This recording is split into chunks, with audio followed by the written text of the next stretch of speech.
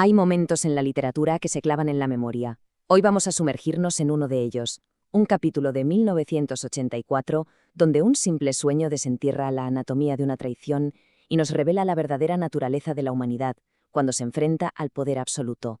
La narración arranca así, con esta confesión brutal de Winston a Julia. Es una frase que abre una herida muy profunda, un abismo de culpa que ha estado deliberadamente enterrado en su conciencia durante décadas, porque no es un asesinato físico, sino algo quizá peor. Y todo esto empieza con un despertar. Winston emerge de un sueño que no es un simple fantasma de la noche, no, es la llave que por fin abre la puerta a un recuerdo que él mismo había reprimido, un acto de su niñez que lo ha definido desde entonces sin que fuera del todo consciente. Él describe ese sueño como un paisaje enorme, muy luminoso, contenido en el pequeño mundo del pisapapeles de cristal. Y dentro de esa esfera revive un gesto, el brazo de su madre rodeando a su hermana para protegerla. Un movimiento inútil, sí, pero cargado de significado. Un gesto que, 30 años después, ha visto repetido en una mujer judía en un noticiario, tratando de proteger a su hijo de las balas. Y claro, este sueño lo arrastra de golpe fuera del presente y lo devuelve a la cruda realidad de su infancia. Un mundo de posguerra, de caos, el caldo de cultivo perfecto para su traición. Su memoria, de repente, le trae de vuelta imágenes de una privación absoluta. El pánico por los ataques aéreos, los refugios en el metro, escombros por todas partes y, por encima de todo, la falta de comida. Una vida entera dedicada a hurgar en la basura, buscando mondaduras de patata o los restos de una corteza de pan. Y este es el recuerdo central, el motor de todos sus actos.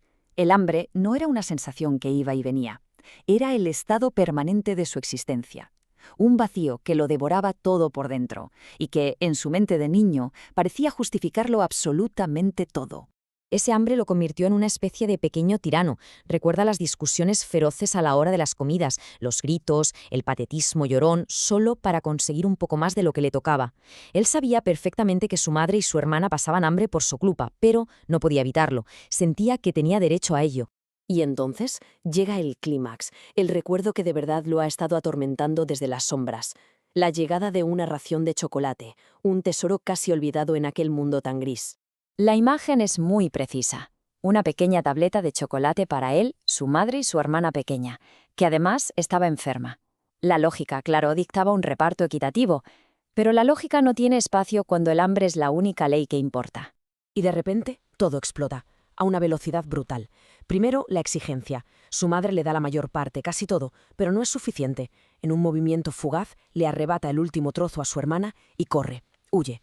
Y la última imagen que tendrá de su madre es su voz, llamándolo, suplicando que vuelva mientras él ya desaparecido cae abajo. Esta es la consecuencia. Se come el chocolate, por supuesto, y después, durante horas, vaga por las calles lleno de una vergüenza que ni siquiera aplaca el hambre. Pero su regreso lo sella todo. Cuando vuelve, no hay despedida, no hay nada. La habitación está intacta, pero ellas ya no están. Una desaparición, un suceso que en aquella época ya empezaba a ser normal. No sabe si murieron, si las enviaron a un campo de trabajo. Simplemente se desvanecieron de su vida. Y este recuerdo tan doloroso es lo que abre la puerta a una conversación con Julia sobre lo que significa traicionar de verdad. El foco se desplaza del acto del pasado a lo que significa en el presente, bajo la vigilancia constante del partido. Y aquí Winston llega a una distinción que es fundamental. Él sabe que el partido los hará confesar. La tortura puede obligar a decir cualquier cosa. Pero eso, para él, no es una traición. La auténtica traición, la única derrota que de verdad importa, sería que consiguieran que dejara de querer a Julia. Es una rendición interna, no externa. Pero Julia, que es siempre mucho más pragmática, le da una especie de rayo de esperanza. Ella afirma que el partido puede controlar tus palabras, tus acciones, pero no lo que sientes. Tu mente, tu fuero interno, es la última fortaleza inexpugnable.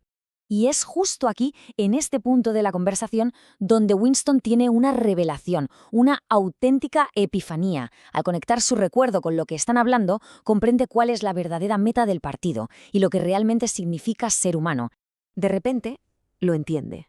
Entiende el valor de ese gesto inútil de su madre. Al abrazar a su hija, sabiendo que no podía salvarla, realizó un acto de puro amor. Un acto sin ninguna finalidad práctica, sin resultado, pero que poseía un valor inmenso por sí mismo. Se da cuenta de que eso es lo más terrible que ha hecho el partido, convencer a la gente de que esos impulsos, esos sentimientos privados son inútiles. Al despojarlos de poder en el mundo real, lo que buscan es que la gente renuncie a ellos también en su mundo interior. Y con esto llega a la conclusión más devastadora de todas. Se da cuenta de que los proles, a los que siempre ha despreciado, han conservado esa capacidad de sentir. No son leales a un partido o a una idea, son leales los unos a los otros. Y eso es lo que los mantiene humanos. Los proles se han aferrado a sus emociones, a las más primitivas, a las relaciones personales, a los gestos que no sirven para nada, a las lágrimas, a las palabras de consuelo. Ellos no se han endurecido por dentro. Él, Winston, tuvo que reaprender conscientemente algo que ellos nunca llegaron a perder. Así que la conclusión a la que llega Winston es muy clara. Si el objetivo final no es simplemente seguir vivo, sino seguir siendo humano, entonces la victoria es posible. Si consiguen conservar sus sentimientos, si siguen sintiendo que vale la pena, incluso cuando no obtienen nada a cambio, entonces habrán derrotado al sistema. El interior de su corazón sigue siendo inexpugnable. Y así, el recuerdo de una simple tableta de chocolate robada se transforma en una reflexión profundísima sobre la resistencia. Nos deja con una pregunta que resuena mucho más allá del libro. En un mundo que solo valora el poder y el resultado, ¿es el sentimiento puro, el acto de amor sin propósito, la última y más grande forma de rebelión?